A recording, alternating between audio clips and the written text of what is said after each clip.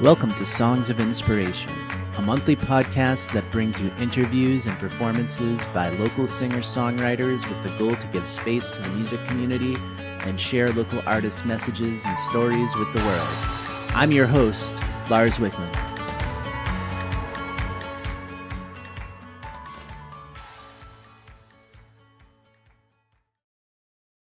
And we're back with another episode of Songs of Inspiration. Today we have local singer-songwriter Beni Brosh. Originally from Orange, New Jersey, Beni grew up around music, picking up his first guitar at the age of 8. In 2013, Beni helped found the folk rock trio Cotteries and quickly realized that writing and performing was what he wanted to do.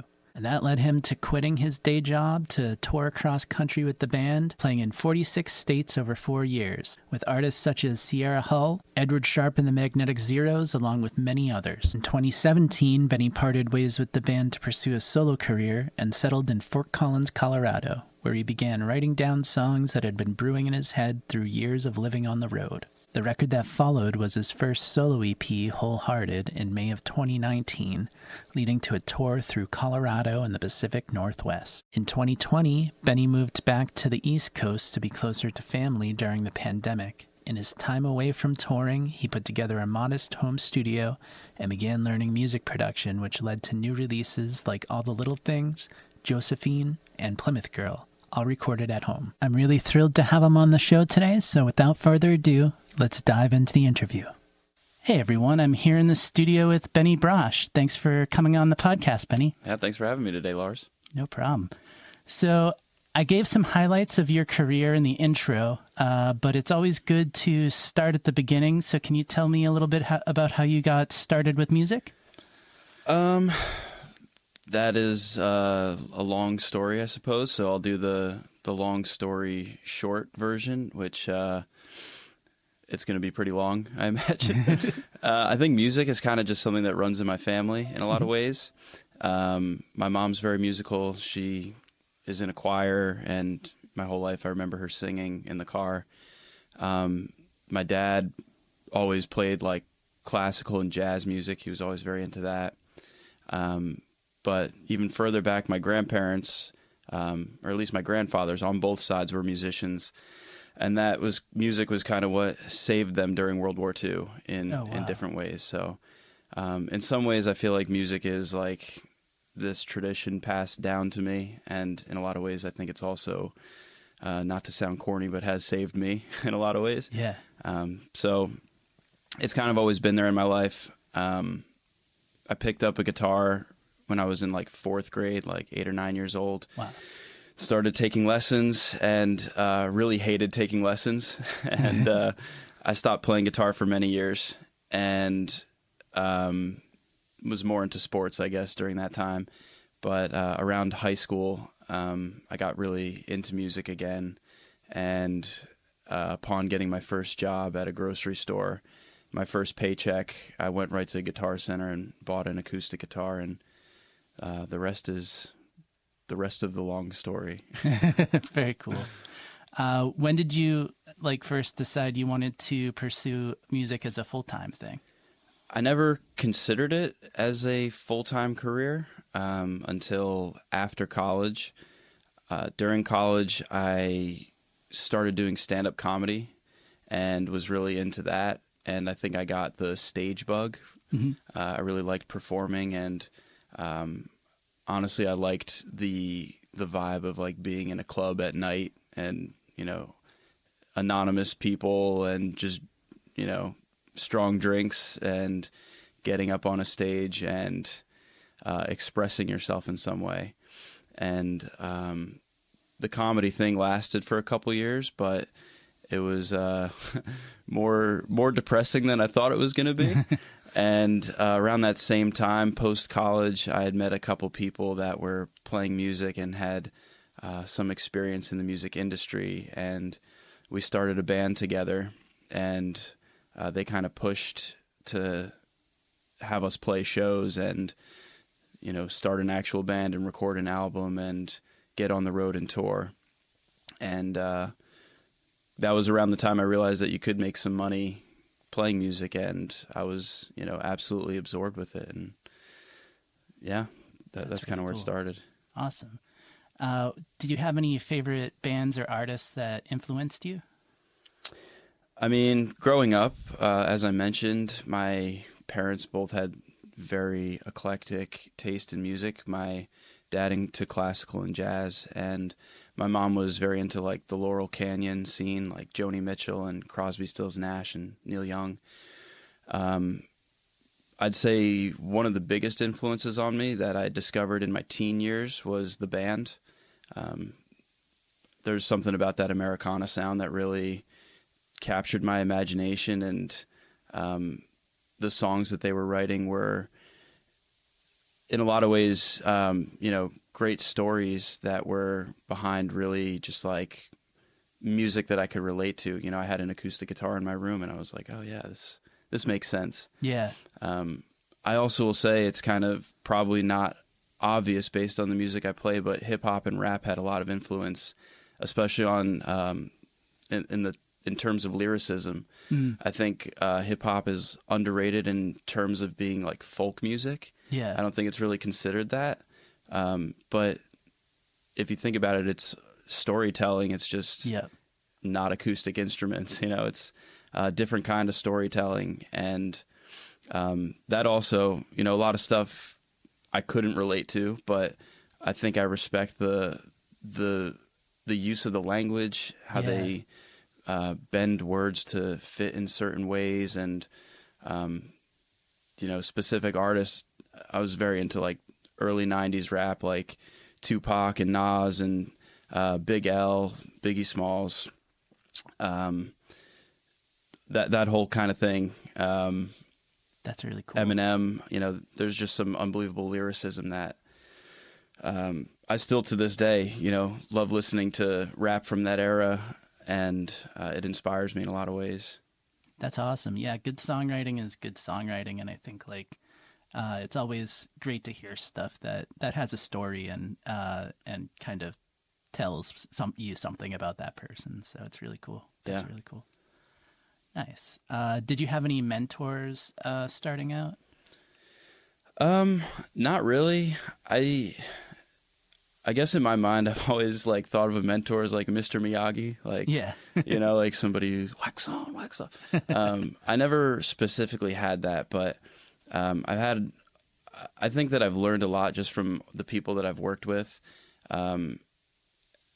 Various musicians that I've either played shows with, or recording engineers I've worked with, other musicians who are like doing it. They're I think you pick up on a lot of wisdom from just talking to people.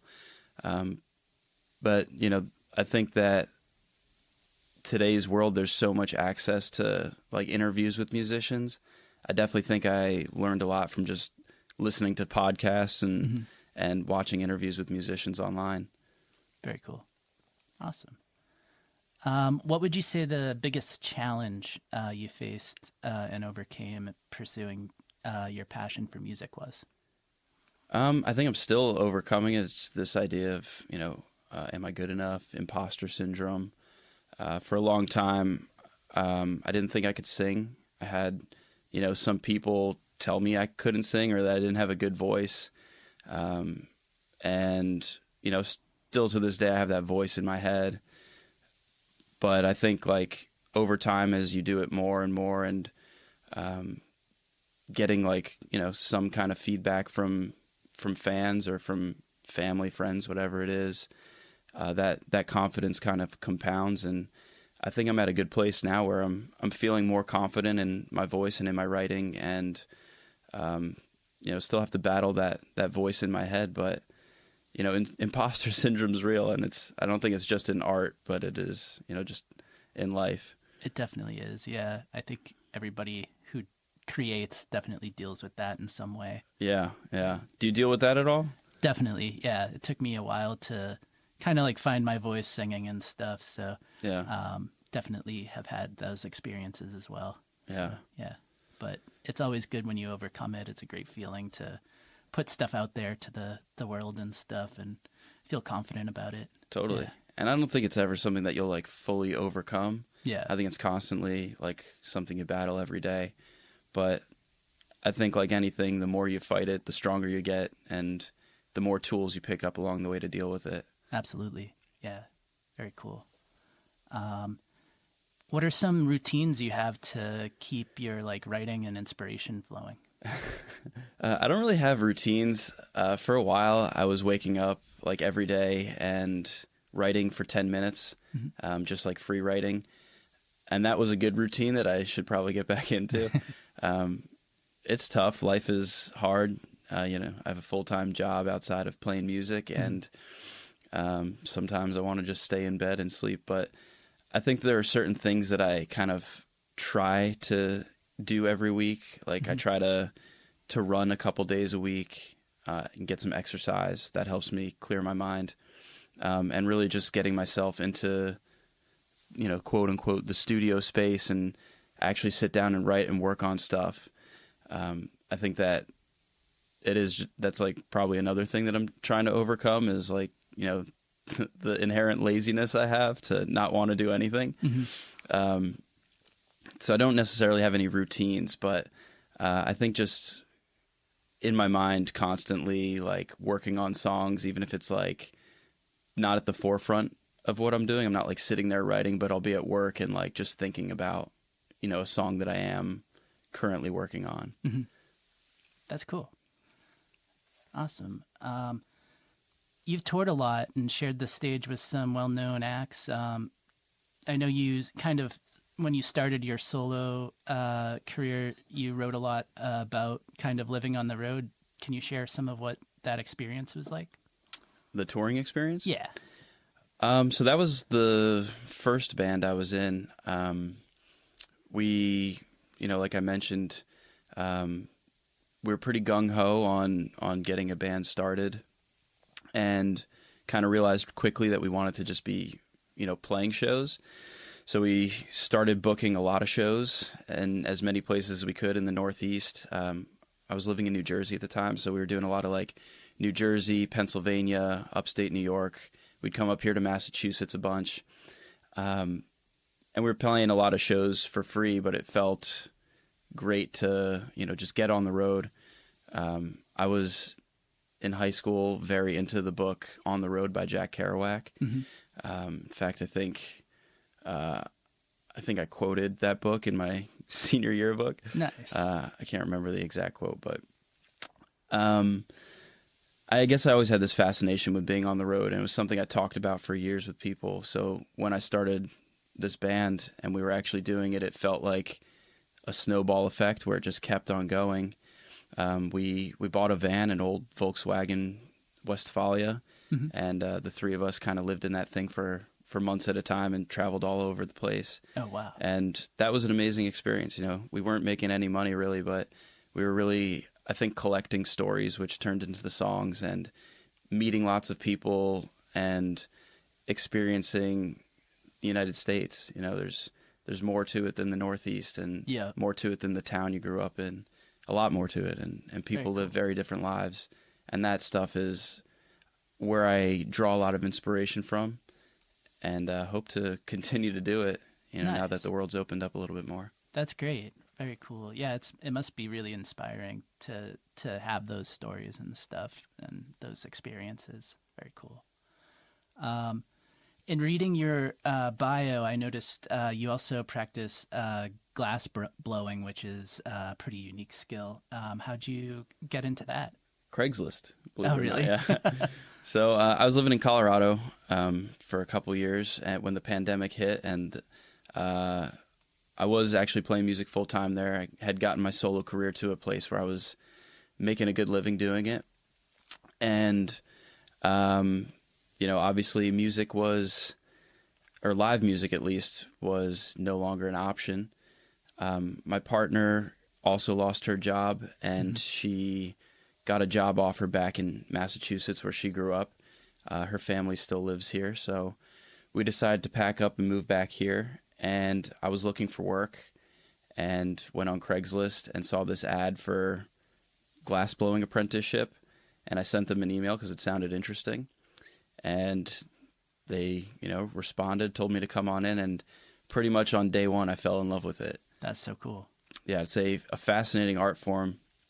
And I actually have to say, like, working with glass has been great for my songwriting. Cool. It's a very different form of art. Yeah. It's very immediate. I mean, there's a lot of similarities between music and between glass blowing, where it's very physical. You're using your body. You're kind of reacting to the elements around you. Yeah. But some of the major differences are with glass, you can work on it for a couple hours, maybe, on a piece for a couple hours. But once it's done, it's pretty difficult to get in there and make any major changes. Yeah. So you have to be okay with your piece being the way it is, flaws and all. Things definitely won't come out the way you had planned them to, but you kind of have to accept that. Whereas with songwriting, you know, there are some songs that I'm still writing years and years down the line. So I've kind of tried to take that practice of letting things just be done from glassblowing and incorporate that into my songwriting. That's really cool that it's kind of influenced your songwriting and your creative process there too. Yeah. It's cool how one art form can influence another and stuff. Yeah, it's amazing. I mean, I would recommend that for anyone who's trying to create is have more than one outlet. Yeah. You know, I think sometimes you can get so focused on one thing that, you know, can lose sight of the forest for the tree. Definitely, yeah. That's the saying, right? Yeah. Yeah, I've messed around a little bit with painting, and that's similar in that it's like you can't really go back and change it too much once it's done, it's dried, and it is what it is, and you kind of just have to kind of accept it and move on. So, yeah, absolutely. Yeah. Cool. I really enjoyed your song Perfection is a Prison. Can you tell us a little bit about how you wrote that song and what inspired it? Yeah, absolutely. That is really funny that you brought that song up. I didn't even realize I was on my website. So that song came about back in Fort Collins, Colorado. There was I don't really know how to describe it, a facility, a place kind of like this called the Music District. And it was this place that like offered affordable studio time and rehearsal spaces and programs and workshops. And I got picked to work to be like part of this pilot program. That was a workshop they were doing. And part of the workshop was writing and recording a song. And I can't remember specifically. Part of the whole like course, it was like an 8 to 10 week course, was based around Victor Wooten's book, The Music Lesson. Oh, cool. And there was something in it about perfection. Like, I don't remember exactly, but I had this idea of, you know, talking about like working on a song for years, like working on trying to have that like perfect song, or, you know, getting your vocals perfect or the guitar perfect, you know, perfect recordings, and feeling like that was like a trap, you know, like it's something that you'll never get out of, and you'll just continue to bang your head against the wall trying to find perfection. So that project, I think I had just gotten like a microphone. Like I think I might have had an SM57 and a Focusrite interface, and I think I had like GarageBand, and I recorded the vocals and the acoustic guitar, and then I took it over to my friend Maxwell Treader, who was also in this workshop, and together we recorded the drums and bass on that. And then I went back home and I think I put some mandolin on there, and I think very subtly in there's some very bad violin playing that I did. And I thought that played nicely into this idea of like searching for perfection.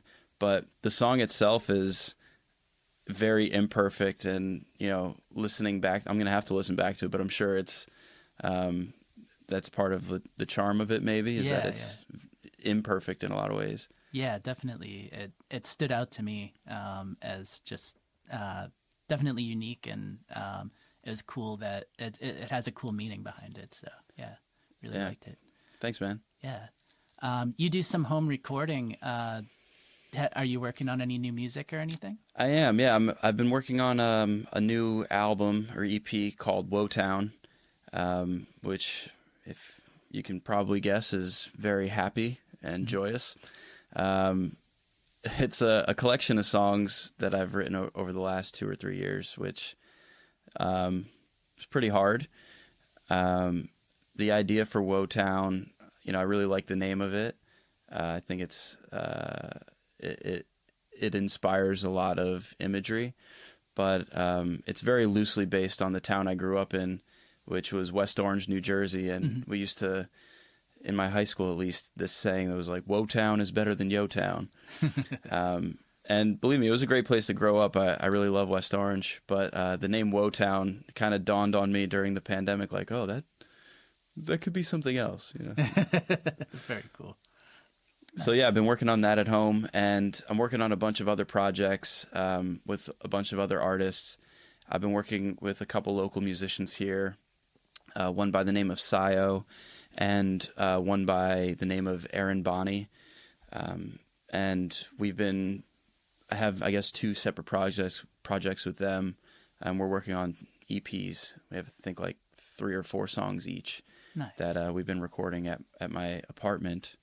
And actually just moved, bought a house, and have a really nice studio space that I'm just setting up now. Oh, awesome. So I'm very excited to have like drums and nice. be able to play music really loud. And I think that will really change the way that I write and record some songs. Very cool. Congrats on the house and Thank the you. studio. That's great. Yeah, thank you. I'm very excited about it. Nice.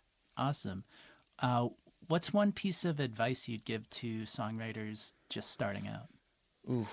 I mean, I don't know if I feel like maybe it's the imposter syndrome, but qualified to give advice to anyone.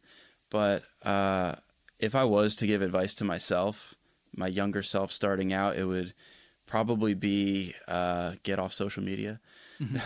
No, I think I would tell myself, like, just be bad, be okay being bad, be okay with sucking for a long time, and just know that you're working towards getting better.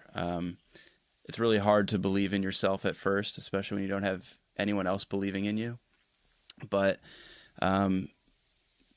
record yourself a lot, listen back to yourself, make critical notes, but don't be like, super judgmental and down on yourself. Yeah. Just realize that it is a process. And, I still tell myself this every day, like, I can't wait to hear what I sound like in 10 years. I think that that advice would have gone a long way for me, is kind of just not listening to the negative things and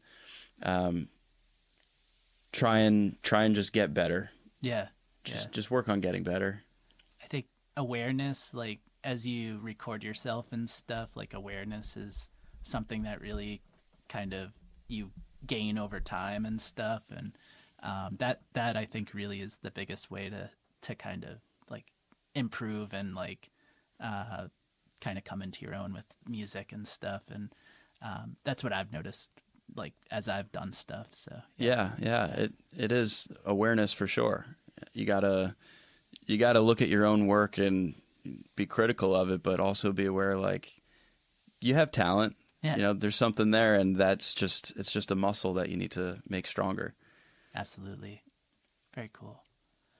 Awesome. Well, Benny, thank you so much for taking the time to talk and share some great perspectives and stories. I'm excited to hear you play some music. So let's dive into the performance. Cool, man. Thanks for having me. I really appreciate it, and hope I didn't talk too much and ramble. No, this is great.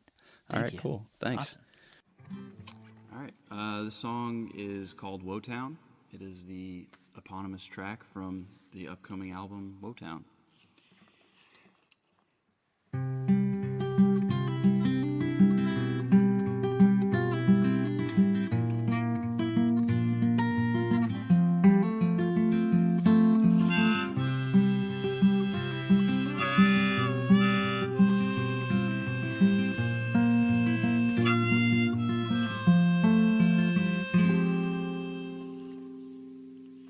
When we were 17, summer sunset, Essex green, chain link shadows growing tall Orleans Park.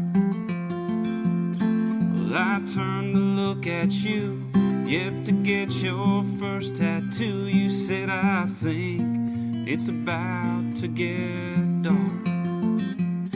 And it seems so damn profound looking back on it now. How did you know the sun was doomed to go down?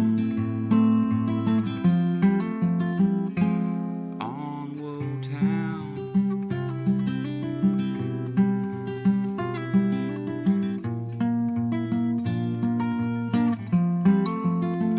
Well, you were captain of the team before you scored amphetamines. All those trophies posing on your bedroom shelf. Well, you got lifted off the ground, never would touch back down. How's a kid supposed to know when they need help? And it seems so damn profound looking back on it now. How did you know the sun was doomed to go down? On Wotown.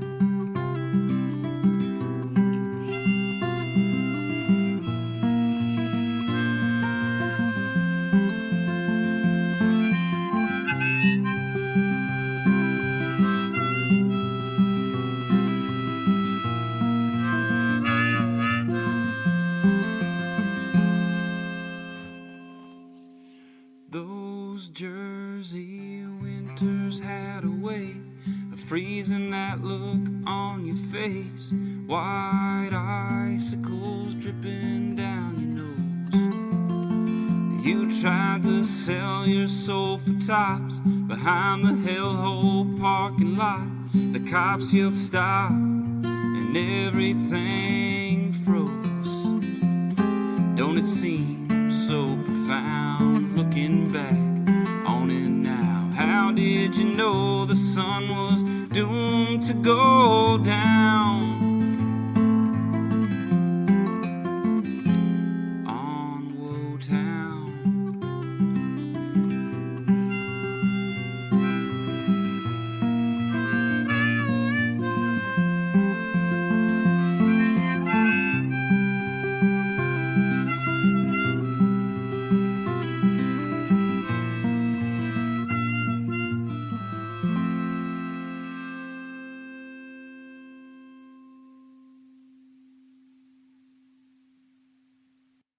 All right, this is Josephine.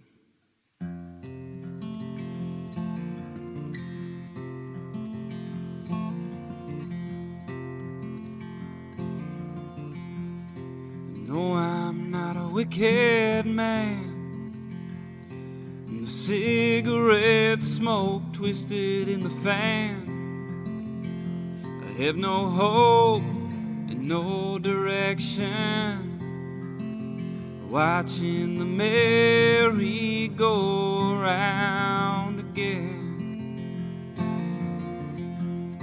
No, I couldn't help myself, spinning lies when I needed help. I'm dead inside like the vine hanging down the shelf, reaching out for the things that I once felt.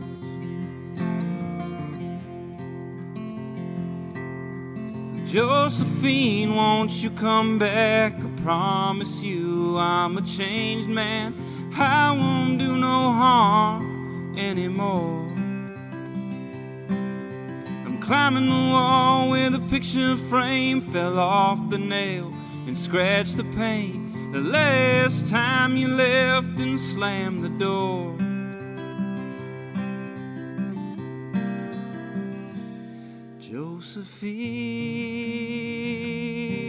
Josephine, I will get clean.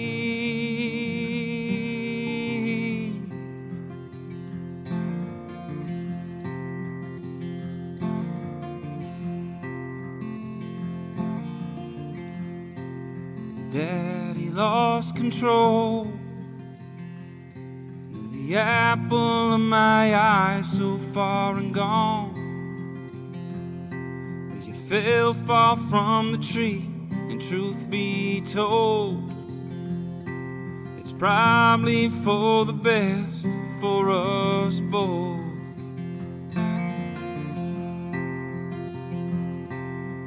Josephine, I'm gonna change, take back the mistakes that I've made. You know that I'm not rotten to the core.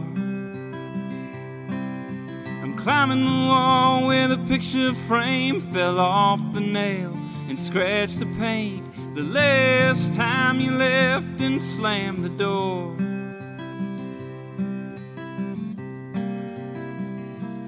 Josephine,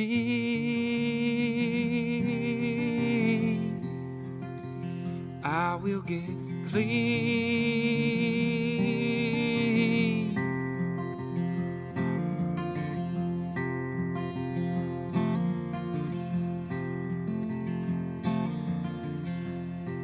I still have the photograph, the last time you and I and your mother laughed. I spend my time picking up the glass, wishing I could buy our time back.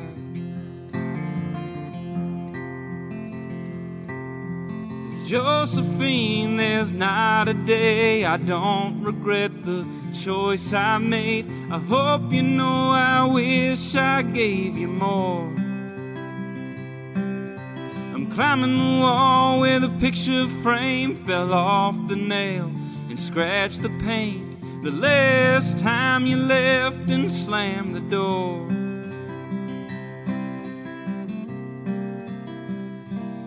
Josephine,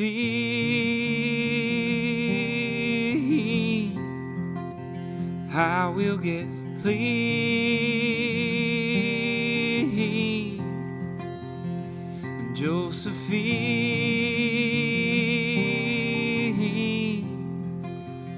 I will get clean.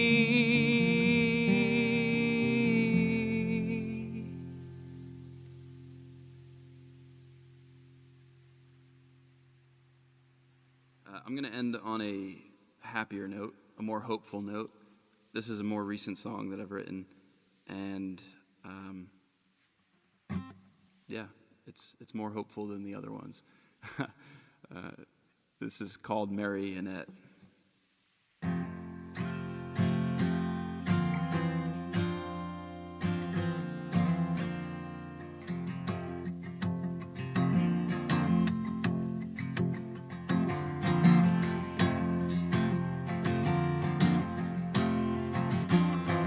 Well, the rain came down in tight rows, moonlit marionette danced delightfully between the growing silhouettes.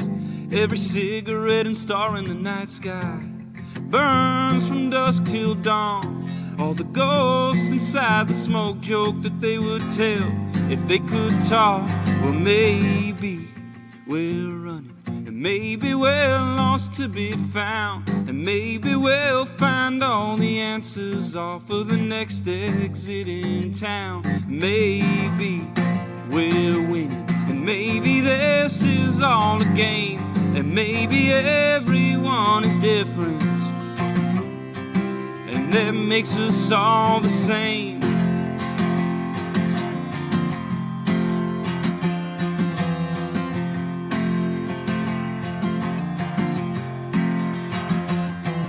Oh, the lipstick-colored curtains caught dreaming in the mezzanine. As a baby in a bathroom mirror, she first found self-esteem. Fate had her hands in the fire, and Mary got behind the wheel.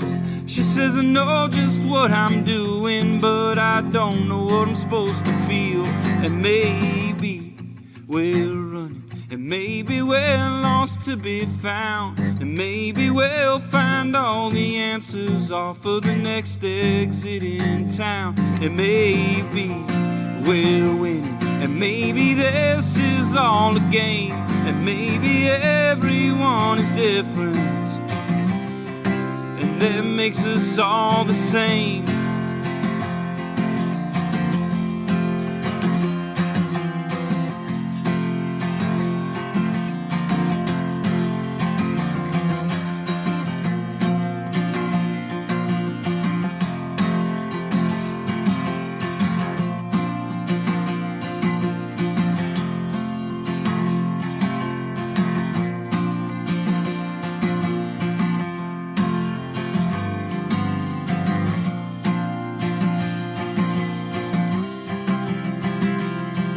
In a forest full of misfits, she's a crimson maple tree. When Mother Nature leaves her mark, she'll leave us on our knees. Why did we trade the trees for the high-rise, sirens for the birds? In a symphony of city streets, we're fast asleep on the curb. And maybe we're running, and maybe we're lost to be found. Maybe we'll find all the answers off of the next exit in town. Maybe we're winning, and maybe this is all a game, and maybe everyone is different, and maybe everyone is different, and maybe everyone is different. Oh, maybe everyone is different, and that makes us all the same.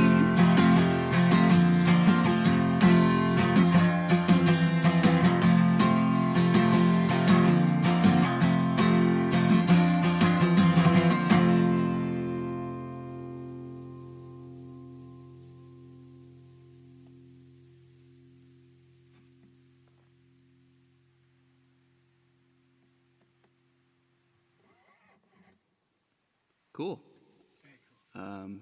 You can find me at benibrosh.com or Beni_Brosh.